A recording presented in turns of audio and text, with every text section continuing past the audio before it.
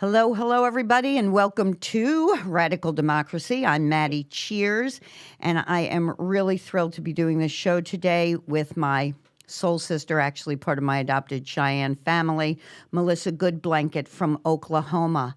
I really wanted to do this show for a number of reasons, starting with the fact that with all the political hoopla that's going on leading up to the 2020 election, I feel like in all of this, Native Americans really have become the forgotten minority because they do not have large numbers. They have very little voting power in the eyes of people running for government on both sides of the aisle.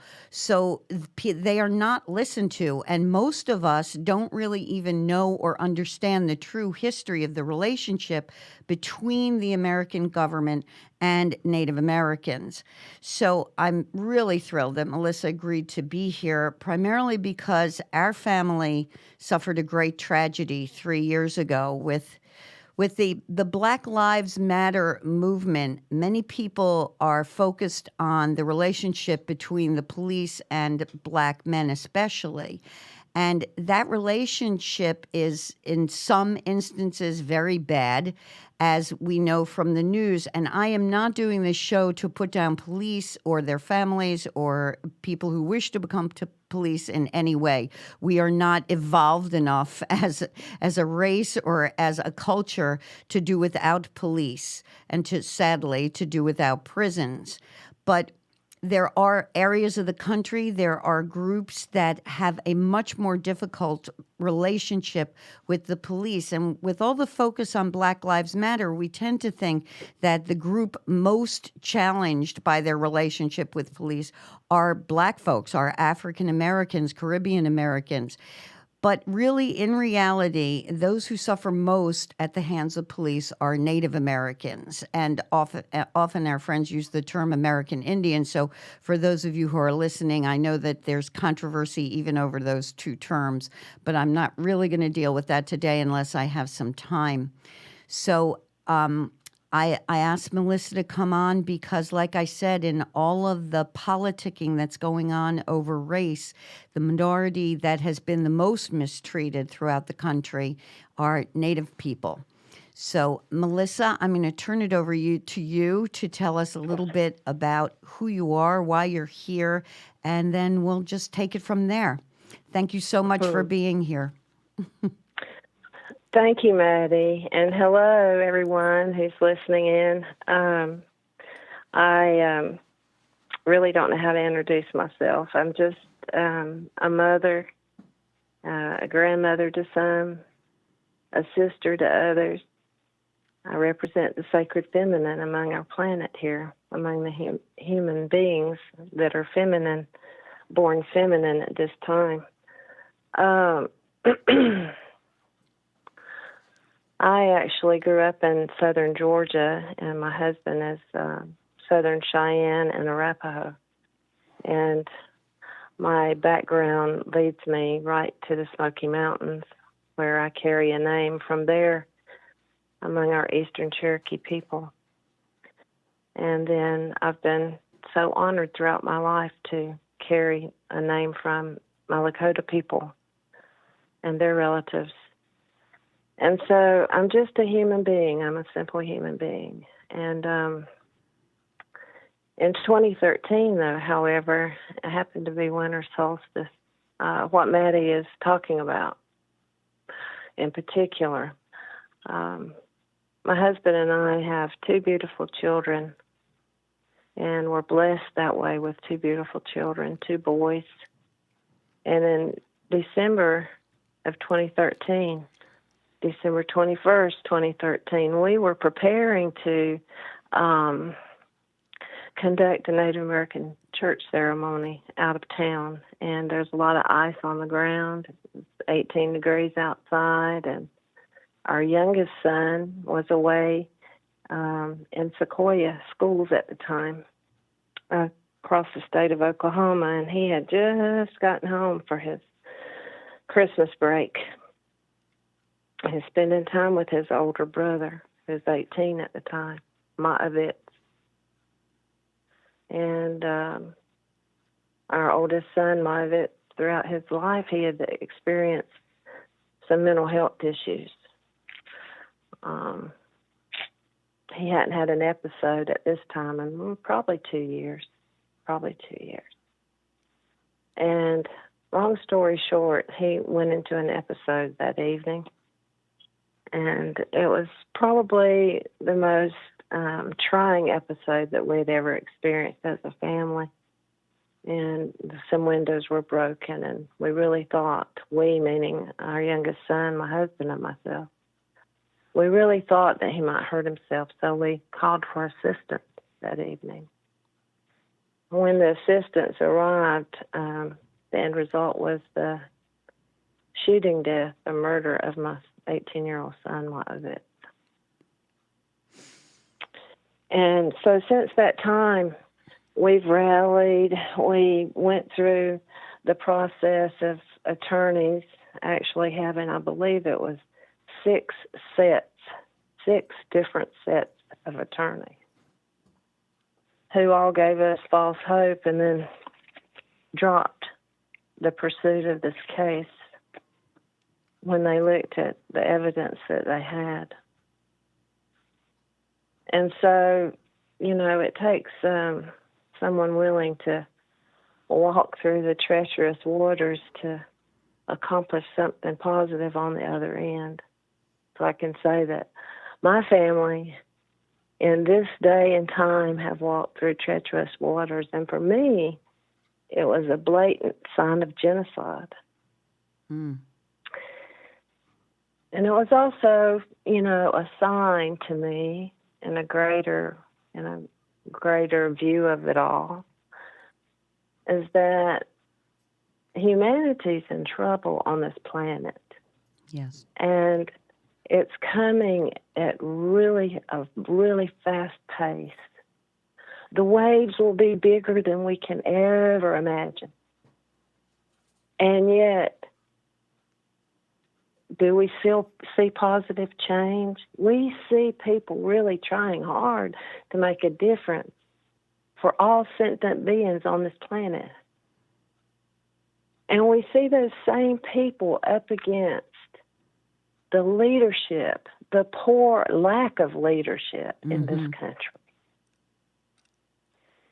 Exactly. And, our son, he came back, he visited different ones in their dreams, and they would all call us or text me or get in touch with me with their messages. I encouraged them.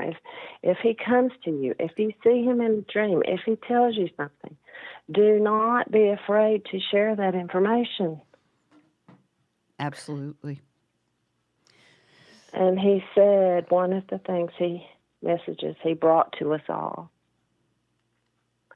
was, what happened to me will continue to happen and escalate across this planet until people rise up.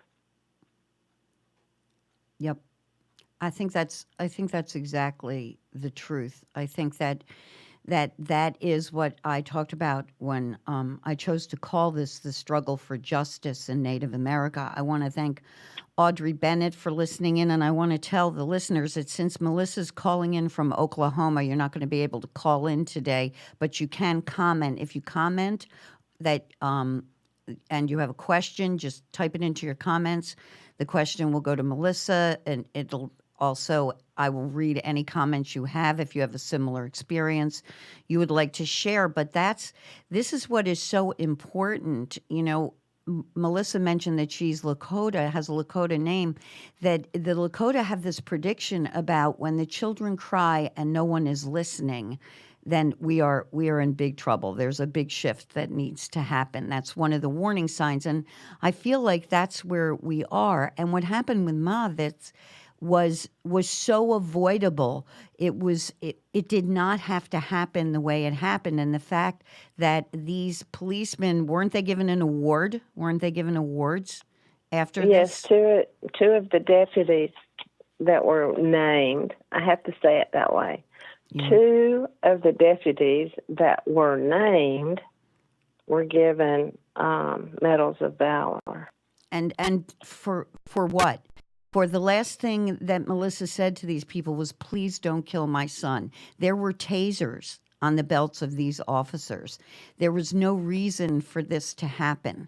So what makes this doubly sad is that no one covered this story. No one covered this story except Al Jazeera America, right? Weren't they the only ones that covered it?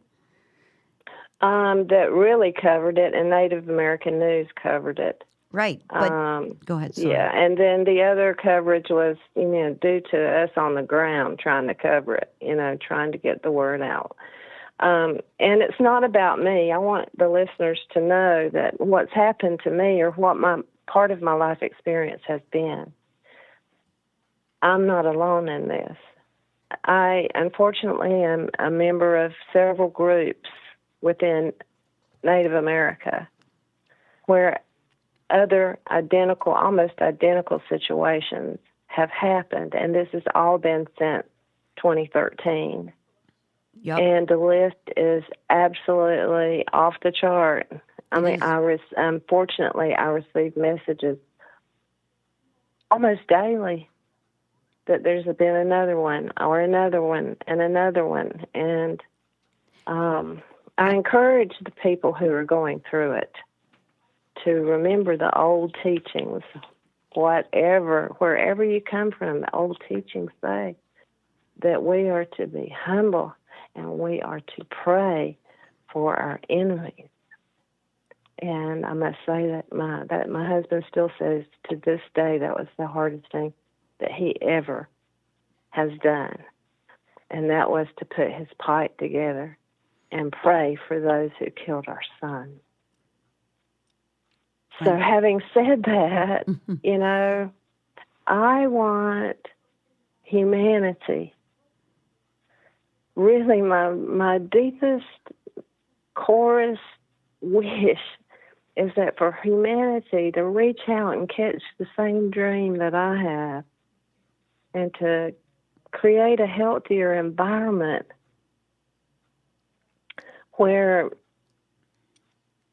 the animals and the birds and our forest is restored to health, and that we can breathe clean air and have pure water, and nature can thrive alongside of consciously aware spiritual members of humanity. That is my wish. And I think that's, I know it is, Melissa. I know it's many of our wishes, and I know it certainly is the wishes of all the elders in Native America. And I think that one of the things that we have to do is get people to understand that the teachings that come from your culture and from the other Native American cultures are the teachings that can save us, that can help us. And sadly, according to FBI statistics, the percentage of American Indian young men killed by police is much higher than any other group. It is the highest percentage. And do you know that that's not the only thing that we fall into a category of? The most impoverished people are our native people. Exactly. If they live on tribal lands or in tribal communities, there are more of those communities who, because they were placed on land that is not supposed to produce and thrive, they can't farm. We have people now dying and suffering by the hundreds in the Dakotas because of floods, and nobody cares. Nobody knows. And nobody cares, and you nobody don't even knows. hear about it. No. So okay. I have a question from Audrey Bennett, who asks, what do you believe can help with this injustice that's going on, not just for you, but for Native American young men and women and tribes and nations all over the country? What do you think would help with this injustice? Well, if we're going to live in a community, first of all, it has to have people who wear badges and carry guns. Those individuals need to go through strict training in all aspects that they may come across in their time as wearing that badge. Yep. Over here, we have to deal with greenhorns, they call them, ride-alongs who have not even received any training. And then we get to come across these people who donate lots of money to the community or to the county or to the city, and therefore people are allowed to wear a badge and, wear an ego on their sleeve, as opposed and are often the first ones to shoot and ask questions later. Yep. The whole system needs to be rebooted. There's no spirituality in the consciousness of the people who showed up on my property. It was like watching a movie at the theater. We were here. Not just two people showed up. And then all these state patrols ended up in our yard. It was almost like they got some kind of call that something had happened here that didn't happen here. My front yard was full of red and blue lights, people, if you can imagine. And then the yard filled up with people from the community, elders, children, teenagers, mamas, aunties, grandpas. It was like a movie. And it was 18 degrees outside, and everybody standing outside covered in blankets because we weren't allowed back in our home. From like 8 o'clock that night until 6, almost 7 o'clock the next morning. And when we walked in our house, all I could say is there's muddy water here. Nothing made sense. We could see through the front window of our home. We have a huge glass window. And we could see what was crossing the hallway from one end of the house to the other. It's really, and I read something not too long ago that was almost to the T. Sounded like us. There was a few differences, but the gist of the story was the same. Our son was shot 7 times, once to the back of his head. Exactly. This is outrageous stuff, But I think training, intense training, psychological training, put them through. If they're going to walk around like that, they need to have training. And I would think that compassion should be on the list somewhere of checkoffs, that you have people who can walk in compassion when they're come across a crisis, that they know how to handle the crisis. I could not agree with you more. And I think that is exactly, and even what you said about bringing back the spirituality. That is what is missing entirely, I think, in most of what's going on in the government today, is that sense of spirituality. If people are professing a religion, they're professing it because it's going to get them votes. If people are talking about arming police or even disarming police, they're doing it to get votes. The problem has to do, like you said, with the leadership. We have this depraved, faulty leadership, and we, the people, I think, are going to have to demand better.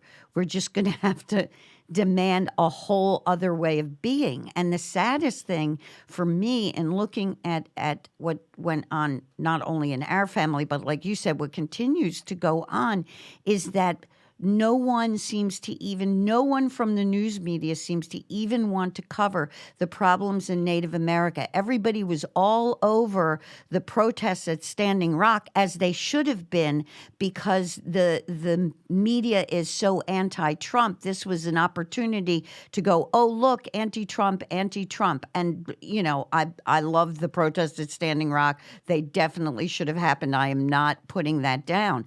But as soon as it doesn't serve the purpose of either the media or the politicians, it disappears. And talking about what's going on with Native American sons and daughters on the reservations, talking about their poverty, talking about issues like what you're talking about with the police abuse of power, doesn't serve anybody's political aim, because there's only, 2.5 million Native Americans in the country. How much voting power could they possibly have?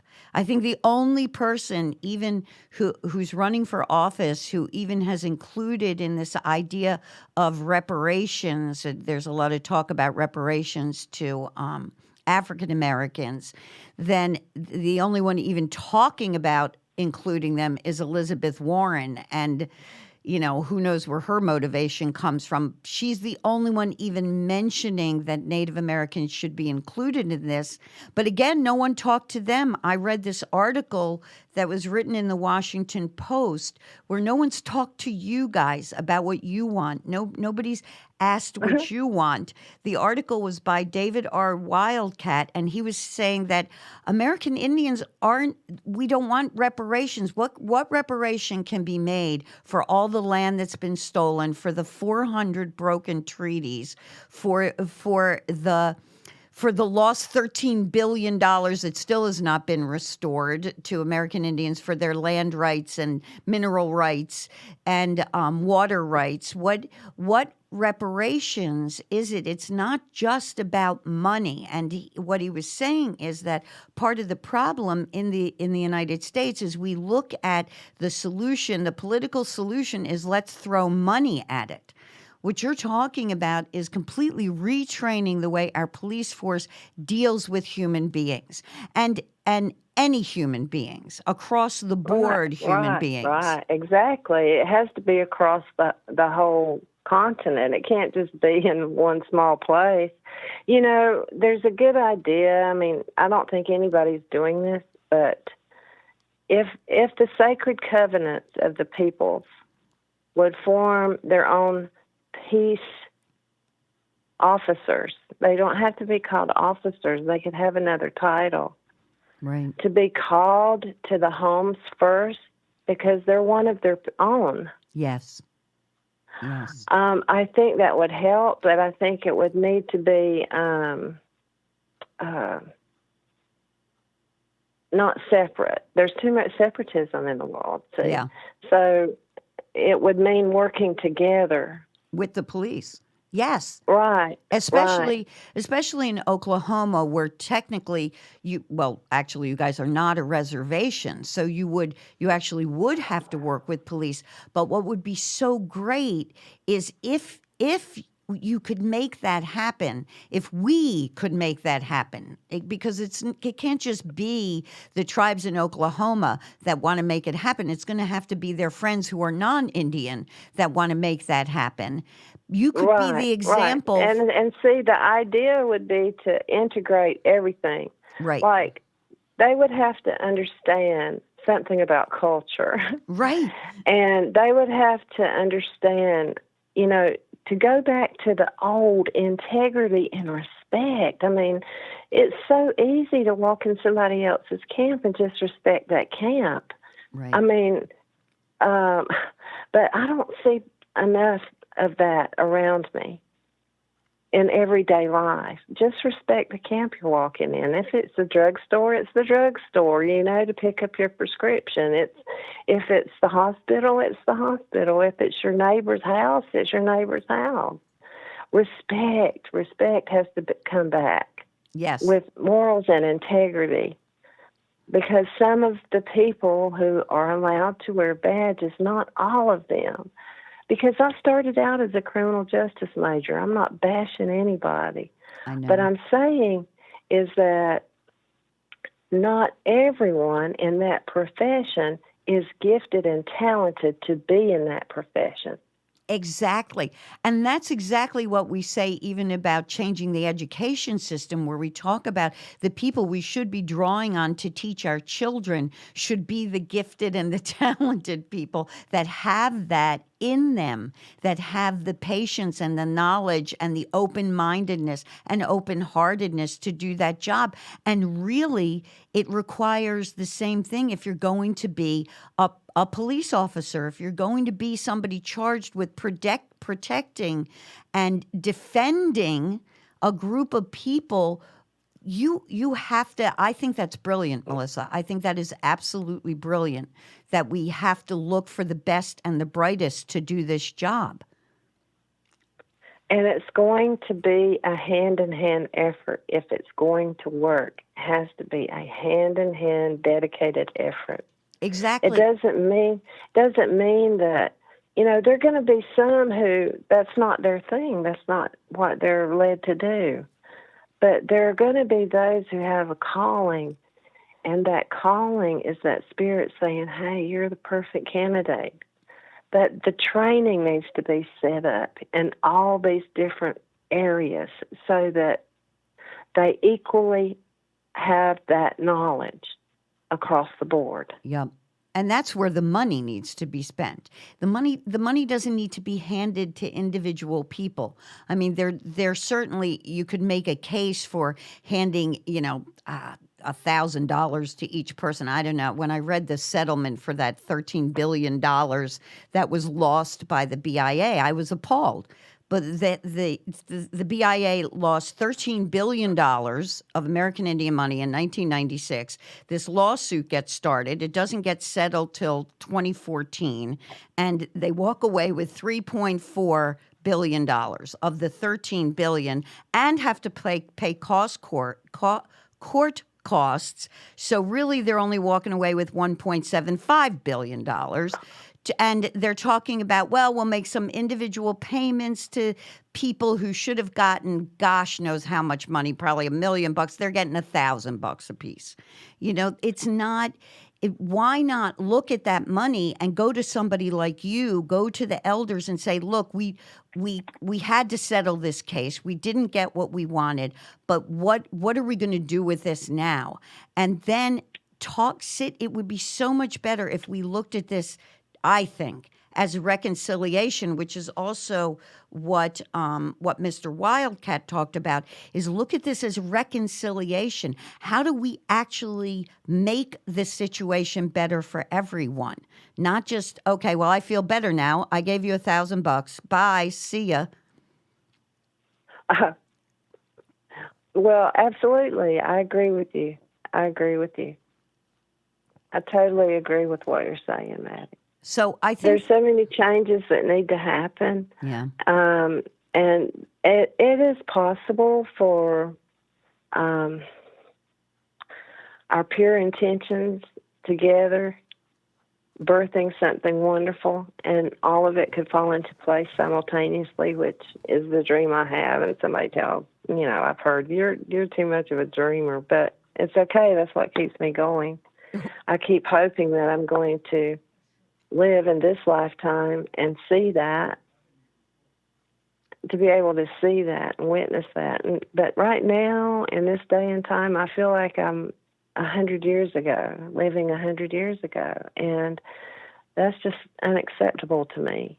It is unacceptable. And so it's unacceptable to a lot of us. I do try my best to put forth my best effort somewhere, somehow, some way, to the greatest and highest good of all. Because we're all living here together. And that was... Go ahead. Well, everything we do needs to be cumulative. Yep. I think. Well, that's just what I think. And I think you're right. And we need to come back together, which means we need to sit down and talk with each other. We need to get past the anger, past what's being thrown out there in the media to keep us angry and to keep us separated. We need to be smarter than the people who are running for office, the people who are writing the news shows. We need to be smarter and more aware. We need to reach into our hearts to think about how we sit with each other, how we feel when we're in church or temple, how we feel when we're together with that spirit. And then we need to bring that spirit outside of the church, outside of the temple, outside of the sweat lodge, until we can all come together as one. And that was one of the things, I mean, you to me, you're like one of my heroes. You know that, Melissa. Because No, I didn't know that. well, you are, because the fact that you worked so hard for so long with no results, keep fighting for justice for Mahavits, and that you continue to talk about this. I see. This is how weird time is for me. I thought this was only 3 years ago. I can't believe it's been 6 years already since he's gone. It will be, yeah. This December it'll be 6. We just passed year number 5. We try to come together on that night and do something, and we just passed the 5th year. And his birthday is next week. Would be next week, April the 11th. And that's what I admire about you so much, is the fact that you are still an activist, not just because of what the justice you're seeking for your family and for your son, but you're an activist for everybody. And I really wanted you, if I could ask, if you could specifically speak to, I can't even imagine the pain of how you even got past losing Mahavits. And I know what Wilbur, for those of you listening, Wilbur Goodblanket is Melissa's husband. And I know what Wilbur said about having to smoke that pipe. Wilbur is do you mind if I speak a little bit about Wilbur and why this is so important? Go ahead. Yeah, please. So Wilbur is part of a Cheyenne Warrior Society, and part of his vow in becoming a member of that society, and we've talked, you might not know this, Melissa, but for the last couple of weeks, we have talked about what it means truly to be a warrior, and that being a warrior is something that's done out of love and commitment to your family and your people, and not just in the Cheyenne tradition, but in traditions all over the world. Part of Wilbur's vow in becoming a member of that warrior society was that he would pray for anybody who did harm, even if that person murdered his son, and that he would not take revenge. And I remember Bob telling me that Wilbur told him that not only was it the hardest thing he had to do ever, but he never really thought when he made that vow that he would ever be in a position to have to do that. So I think that for those of us who are listening, most of us pray every day and have never faced the nightmare of losing a child to murder. But on top of that, most of us also have to deal with the idea that to move on ourselves, we might have to forgive the murderer. And the fact that you had this culture behind you to be able to do that. I mean, most of us, let's face it, are in a mindset of revenge. And that just keeps us where we are right now. I mean, personally, I think half of what's going on in politics right now is just revenge. This one says something about that one comes back and says something about this one. We're like functioning on the lowest possible level. We're of human functioning. You know, this pettiness and this revenge. So what I'm getting at in all of this is, if you could speak to a little bit what you went through and how you got through the nightmare of losing your oldest son. Sure. Well, Maddi, again, this can go a little bit deeper than maybe some people would ever think, but first of all, if we're human beings, we're all carrying some kind of grief. Mm-hmm. And grief affects us in different ways. I couldn't probably have said this even 2 years ago, is that all I could say was that I had to be grateful for everything. Mm-hmm. I have to. That's Spirit says I have to be grateful for everything. Yeah. And so that's part of the everything Mm-hmm. for me. And I could say that from the beginning, but I had been given a dream months before that my front yard was full of law enforcement. And I knew that in my dream they were looking for my vets. And I told him, don't leave, just stay here. I don't know, this was a real vivid, in-color dream. I don't know what it means. And I could talk to him real straight like that about all sorts of things. And I didn't think about that dream until it was happening, that we were sitting in the truck and I seen all those blue lights in my yard. But I know that the Spirit was trying to make me ready for something that was coming. Mm. And I just kept saying, they've killed our son. They've killed our son. Oh. And my husband kept saying, stop saying that. And I said, well, they have. If they hadn't, then that EMT wouldn't be coming out of our house. He'd be in there. He's in there by himself. I was yelling. Mm. And then the yellow tape. I started putting yellow tape around my home. Mm. What am I looking at? And I leaped out of the truck. And I went nose to nose with an officer in my front yard. And I just asked him a few questions. This was initially that, right when it has happened. Yeah. I asked him, do you have children, sir? And he said, yes. Do you have sons, sir? And he said, yes. Well, guess what? If you were standing where I'm standing and I was standing where you're standing, this whole story would be different. Yep.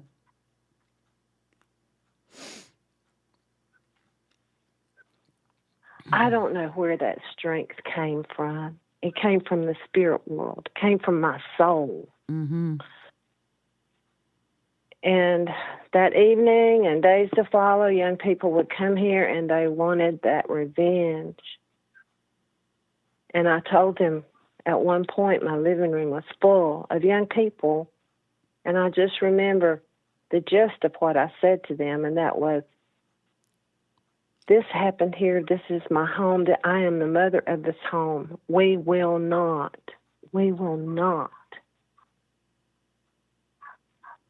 retaliate.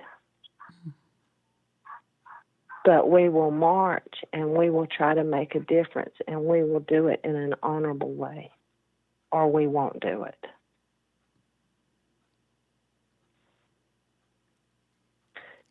I've had the blessings of prayers from others, prayer offerings, meditations, altars being set up, even in different countries. Mm-hmm. And having our own way of prayer right here in our own backyard, which is a ceremony, our Native American church. Yep. Having a sweat lodge to go to. Not many elders to talk to, though, just my husband and I making our way through this fog of grief, through this breathtaking genocide that has touched us in this day and age. Yep. Those that we would have gone to had already gone, and there we are. And we know that our people and our families and our extended relatives we know people are watching us. How are we going to take this one life experience and turn it into something positive, to leave a positive legacy in the name of Ma'avits, in the name of tradition, in the name of honor, in the name of respect, in the name of integrity? That's important to us. Mm-hmm. We're not perfect human beings by any means. We're just here learning, just like everyone else. Members of humanity, wondering what's happening around us. And yet, I think the indigenous people of this continent, of this entire world, this planet that we live on, Mother Earth, have the keys to bring health and balance back to this planet. Absolutely. Absolutely. That's to a great degree that's why I started the show. That's what this is. When I'm talking about radical democracy, I'm talking about going back to the democracies of the indigenous people, going back to the great law of peace of the Haudenosaunee, going back to the societies where leaders were selected based on character, and where people got into their warrior societies based on character, and the women got into their societies based on character, and where the mothers were respected equally, where the women were equal always. So we can't look to those of us who are born into this Western culture. And I don't call it civilization specifically because we're not so civilized. We're just not. If you're going to look at where we are as far as the way we treat each other, we're going backwards. So in our Western culture, we did not come from this higher level of consciousness that has always understood, as your people have, as the Haudenosaunee people have, as every tribe and nation of North America has known, that men and women are equal, and that those are energies, not just people. That where you have the masculine and the feminine, that there are higher energies there that work within all of us. And the idea is to balance that and to make it one. And that's where we are ignorant. We're like in nursery school when it comes to this type of spirituality. And I think it's why so many young people are drawn to it. As you know, we have in our circles that we do here on Long Island, lots of young people every day, more and more. Bob's out at home doing a circle right now, and there's 2 brand new people who showed up who are in their 20s because they're looking for something. They're looking for that connection. They're looking for that community support that has been your tradition for thousands and thousands of years. And when I titled this show Radical Resilience, because I think that American Indians are singly the most resilient group of people on the planet. I mean, to have recovered from not just physical genocide with the Right. wars and the diseases, but the mental genocide of the boarding schools, the emotional genocide of losing land. One of the things that people fail to understand is that Native Americans, like you said, because of who you are, you can teach us how to save this planet. Because American Indians, part of who they are is their connection to the earth, to all things of nature. So that's why Mr. Wildcat was saying he's having such a hard time with figuring out just how those reparations would work, because how do you make up for taking away a relative?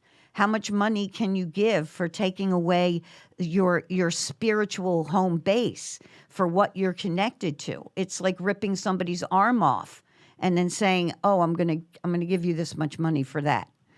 It has to be more. And I think that's what you're talking about, Melissa, is that if we could sit down and talk, if we could form this union between the people who are being abused and the current abusers, and have this sense of forgiveness so that we could move forward and rethink and retrain all the people that have to do with governing us, all the people that have to do with protecting us, because this was not protection, what happened to your son. This was the No. opposite. And it's still Uh, going on, like you said. And well, it was totally left field too. It wasn't something that I would even, in my wildest dreams, think would even happen. Yeah. So it's kind of like, did this really happen? Initially, we were like, did this really happen? Yeah.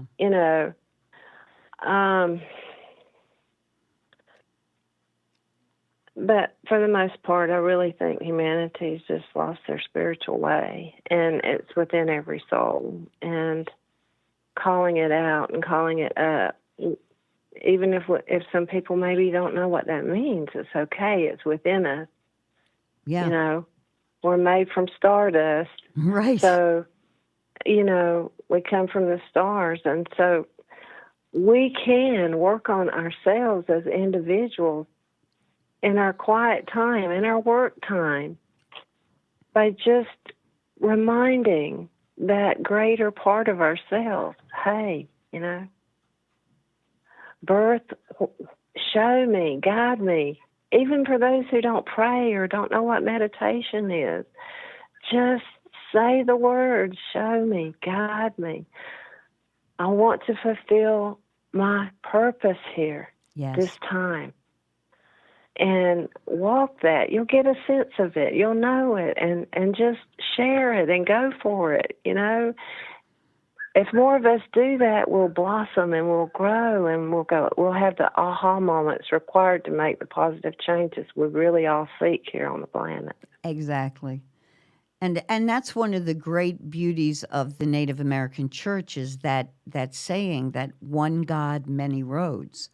It's like what you're saying, even if you're not a person that believes in God, if you can reach inside, you'll find that spirit. And if you can recognize in somebody else's spiritual belief the things you see in your own, then we all come to that God together. And we all know that God does not want us to be doing this. God does not want us murdering our children. God does not want us fighting constantly, like any parent would not want their children constantly at odds with each other. And I think a lot of what we're seeing going on the earth for those of us that are spiritual, like what you said, this is a manifestation of us. What we do to the earth, we do to ourselves. All the problems that we're seeing, the fires, the floods, the earthquakes, all of that. What we do to the earth, we do to ourselves. Exactly. And I was taught that you always want to be able to walk in the forest and know that the forest recognizes you as their relative. Because the forest, if it recognizes you as their relative, it will take care of you. Because the forest knows that you're going to take care of it and honor it. Yep. That's so simple. It's just so simple. Yep. But we have, big corporations that are all about making money. And they're stripping this planet of all of her natural resources and habitat. And the habitats are set up. One depends on the other. And they must maintain a healthy coexistence. Otherwise, it dies. Yep. And if it dies, we die. So it goes hand in hand. So our leadership has to change. But in order for our leadership to change, us as individual members of humanity must take on the responsibility of bringing about the greatest and highest good. Yep. Whatever that is for each individual. And through that process, everything else can change for the greater good. Exactly. Because we're all connected. Exactly. And I think there's a strong feeling of that disconnection among our young people. And I think that's why we have this lack of resilience among the young. We were talking yesterday about the rising suicide rate among young people, among millennials, among people who you would think have it all or should have it all, but they don't see it that way. I was just, when we were in Circle yesterday, somebody was talking about their friend she went to college with, played ball with, that everybody thought was doing okay, and committed suicide. The suicide rate among young people in high school and college is astronomical. And it's another thing we don't talk about. And when I see the young people that come to us or come to other circles, that's what I'm seeing is they have a sense of disconnection. And those of us that know that everything's connection, it's our obligation to get them into these circles to understand that. And if we are constantly fighting, if we are constantly not focused on saving the planet for the next 7 generations, for our future children, how do we expect them to respect us? How do we expect them to listen to us? And I think that's why so many of them are turning to the Native American teachings, the indigenous teachings of other cultures and other nations, because that's where the wisdom is. We have to go back to go forward now. We have to Yes, look. we do. Yeah, we really do. We really have to And honor all of that. you know what, Maddie? Excuse me. That's okay. All of the prophets that we know of, and those we don't even know of. All of our tribal peoples have prophets. Then we there's a great mass of people who know and understand the story of Jesus, right, and what he brought. And so all of the prophets have the same thing in common. Right. And this goes back to before Jesus. Right. They even talk about it in Egypt. If you break down the stories and really listen, they're talking about the same thing. And then the Cheyennes, my husband's people, they have sweet medicine. Right. Well, the story of sweet medicine is the same. He lived and walked on the planet. Yep. For 400 years. Yep. It's not a myth. I know, and that's it. And he brings the same story and the same teachings. And what he prophesied, we are now living in. Yeah. We are now experiencing it. Exactly. And you know, our Cheyenne dad, Moses Starr, you know that he always said that sweet medicine and Jesus were the same spirit. It was the same, that same universal spirit that comes to teach us when we have forgotten how to live like human beings, how to live in peace and harmony and love and respect with each other. We get these teachers. We just have to listen to them, and we have to recognize them. Exactly, but he also included, humans do that a lot. When that statement was made by Moses, referring to sweet medicine and Jesus, he was also including all sentient beings. Yep. Because we can get along, but if we're not taking care of the earth that provides nourishment, sunlight, clean water, air for us, then it doesn't matter how well we get along. We must take care of our natural resources. Exactly. Or we're not here. Nature can do fine without us. We cannot do fine without nature. There's no replacing that. This nonsense that we're going to learn how to fly to another planet that has life. We are so far from doing anything like that. I had on my almost a brother-in-law, Dr. Alberto Conti, who's an astrophysicist, on a few weeks ago, and that's what he said. I mean, this is not happening in the next 50 years, guys. If we want to survive as a race, the human race, not divided up into a million different little categories and races, the human race, anybody human wants to survive, we got to fix the planet now. We just have to, Melissa, I only have like 2 more minutes left. So I just want to say, is there anything that you want to say in closing before we sign off? It went so fast. Thank you so much. So, Well, just briefly, thank you again, Maddie, and thank you, everyone, for listening, taking your time out of your day to hear what maybe I might have to say. And as a reminder, to all of you walking with grief, everything has a divine plan. Even the most horrific things we experience in this life, there's a divine plan behind it. It's my intention to seek out that divine plan and to follow that and not remain in grief. well, God blessed you for that.